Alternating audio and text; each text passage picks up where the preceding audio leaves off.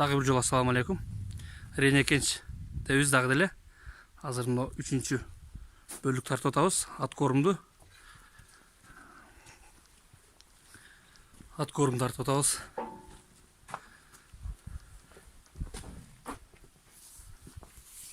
Иштей турганда системасын айтып берейин да, баягы жеңилдиктер бар. Так. Биякта мо ат корум. Өтө чоң бука экен, ат корумдагы букалар экен. Уй. Уй бу. Бул уй мен бука экен деп атпаймынбы муну? 5 жашар уй. 5 жашар уй. Тет аркы болсо былтыркы да, ошондо 1 жаштык да. Тет туруп турган аркы. Жаштыктары бар. Бияктан биз өзүбүз 1 жаштык. Өзүбүз торпок болбу, 1 жашар торпок бар. Биздин местный үйдөн чыккан 2 торпок бар. Аларда көрөлү деген максатта баягы местный үйгө кошуп туруп, атасы Аңгус, ошондон чыккандар бар, тигине көрөңдөр. Анан энеси Герефорд, атасы Аңгус. Мына мондай башы агала, кашкасы бар. Агала. Мол торпого. Бунун энеси Герефорд, атасы Аңгус. Ушуну биз баягы көрө беребиз да, өзүбүзгө кайсы менен аргынашканда жакшы болот депчи. Бирин-экини уйгулуп көрөбүз да.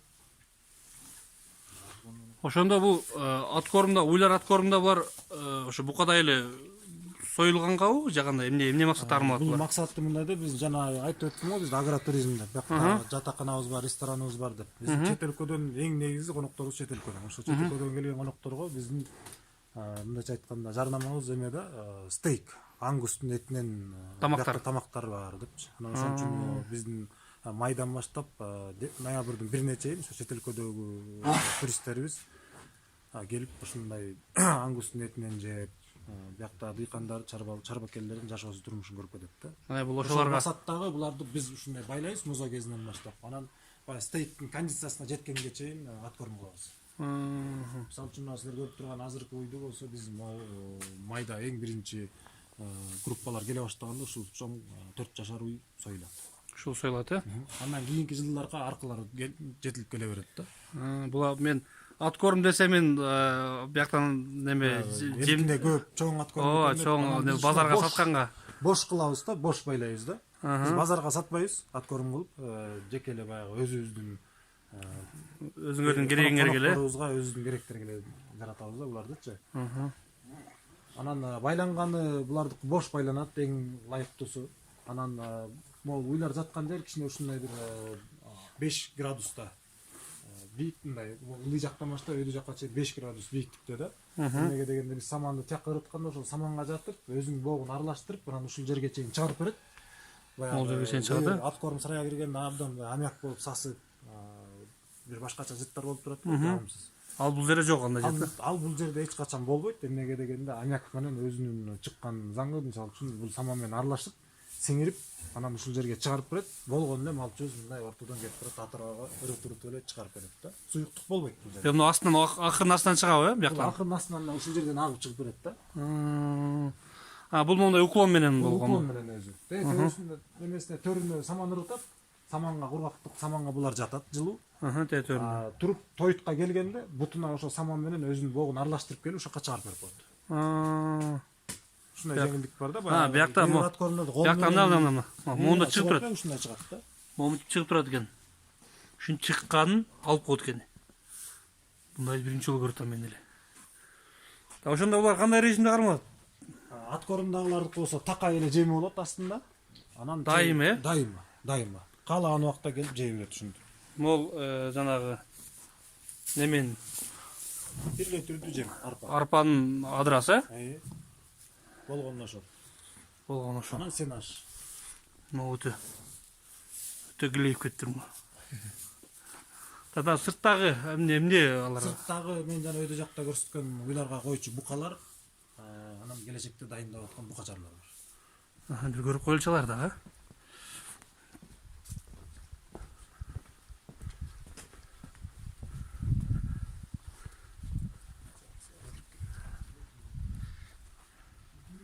Так, но кызык болуп турат го, могу турушу кызык болуп турат го.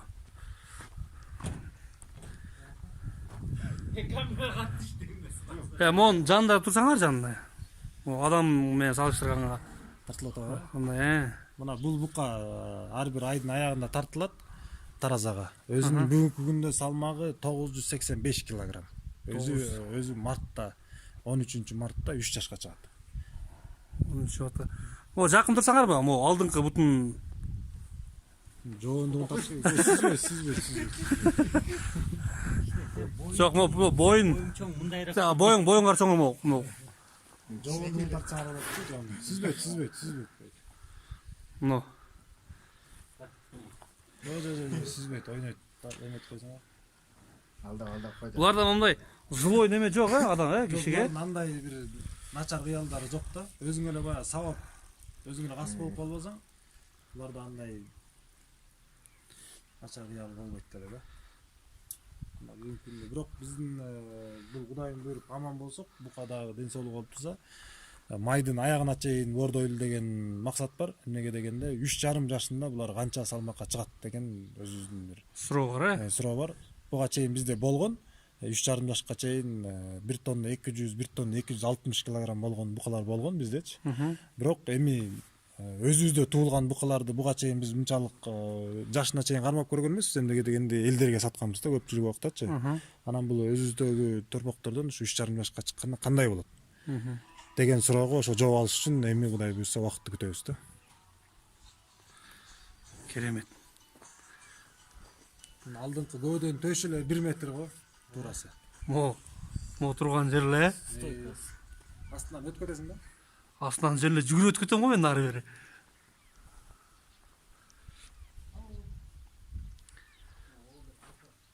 Живой көргөн бөлөкчө болот экен мына. Жана 2 жашары бар да.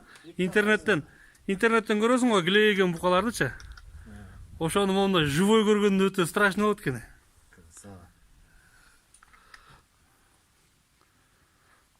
Так, биякта 2 жаштуусу бар, Ана 2 жаш болду, ноябрдын 11-inde 2 жаш болду да. Ушул буканы биздин ат башылык туугандарыбыз эле сатып алып кетишти. Ушул өзүбүз тукум кылабыз деп. Буйрса алып кетишет эртең. Буну алып кетеби ат башыга? Алып кетишет ат башыга. 2 жаш болду бул. Нарын району Ат башыга кетет. Нарын район дедим го, Нарын областы Нарын областы ат башы районуна кетет экен. Артындаки болсо, могулар болсо жазгы төл 2019-жылкылар гана. Марттан баштап булар 1 жашар болот да. Мартта 1 жашар болот. Булар 1 жашар болот мартта.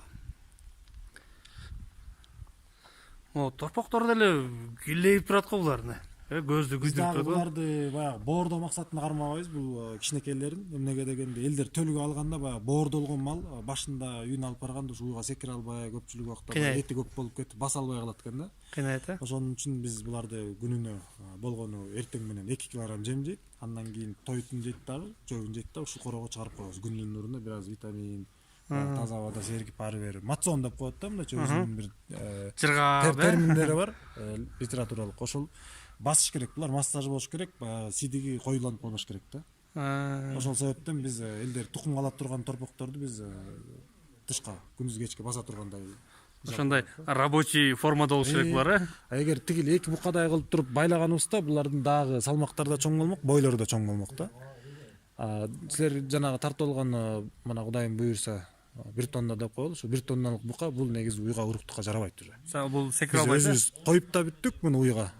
Эми ошо канча салмак берет союлгандан кийинки деген маселе да ал. Бул 2 жаштыкты биздин ошо ат башылык туугандарыбыз келип биз тукумдукка алабыз деп ушуну биз өзүбүз боордоп аткан жерден эле бирок сатып алышты. Уругун алабыз деп.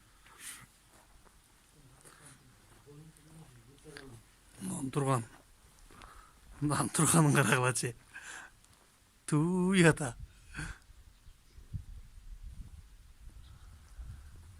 Болгон бизде бойлор мындан да чоң. Намо. Нолар деле. Турганын карагыла, кулактарын, көздөрүн.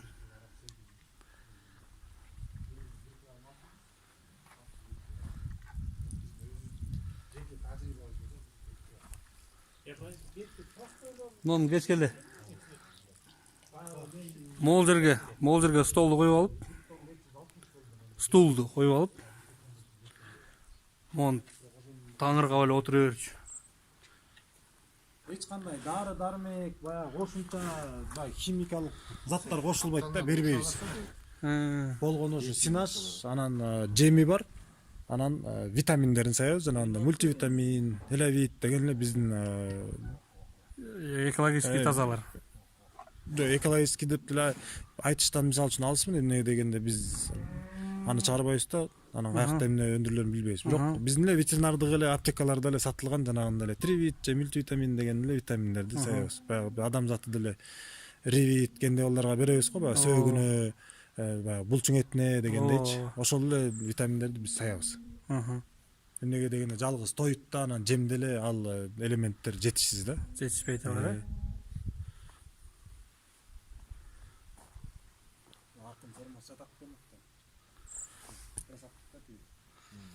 Наркы боец экен да арча. Аппараттын бүт мүчөсү аппараттын Могут алпайып кетирмо. жашы чоң да, бир жаш жылдан тигил мындан да чоң болот да. Бою чоң. Так, достор, видеону аяктайлы. Андыктан лайктан баскыла. Достор менен бөлүшкүлө. Бар болгула, тынч болгула. Мына каяка барат элек азыр Бактыбек аке? Буякта кочкор бар. Бакта кочкор болбойт.